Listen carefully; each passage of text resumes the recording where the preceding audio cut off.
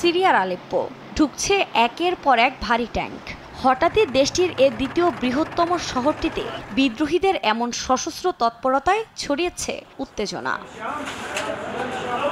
সরকারের দাবি, আলেপ্পোয় অস্থিরতা সৃষ্টি করতে নতুন করে গভীর ষড়যন্ত্রে নেমেছে ইসলামীপন্থী জঙ্গি গোষ্ঠী হায়াত তাহরির আল-শাম HTS ও মিত্ররা। গৃহযুদ্ধ সামলাতে বিপর্যস্ত প্রেসিডেন্ট বাশার আল আসাদকে ক্ষমতাচ্যুত করাই তাদের লক্ষ্য বলে এখন পর্যন্ত শোনা যাচ্ছে। অপারেশনটি 3 দিন আগে শুরু হয়েছিল। সৃষ্টিকর্তাকে ধন্যবাদ, আমরা সমগ্র পশ্চিমাঞ্চলীয় আলেপ্পো মুক্ত করেছি। মুক্ত এলাকায় আমাদের ভাইদের বলছি, যতক্ষণ মুজাহিদিনরা এখানে থাকবে ততক্ষণ তোমরা নিরাপদ।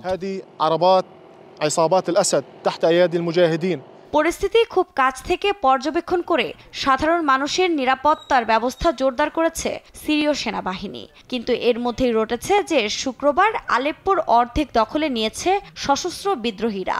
এর সত্যতা নিশ্চিত করেছে যুক্তরাজ্য ভিত্তিক পর্যবেক্ষণ সংস্থা Syrian observatory for human rights.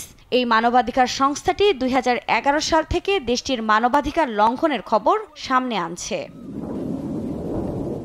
2016 সালের পর প্রথমবার আলেপ্পোয় ঢুকে ভারী গোলাবর্ষণ করেছে বিদ্রোহীরা। তাদের অগ্রযাত্রা রুখতে জোরেশোরে নেমেছে আসাদ সরকার ও তার মিত্র রাশিয়া।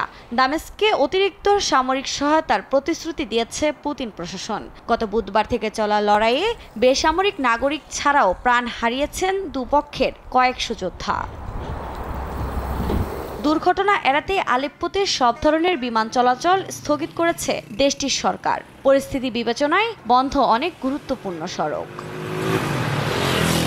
2011 সালে আরব বসন্তের ছোঁয়া পড়ে সিরিয়াতেও।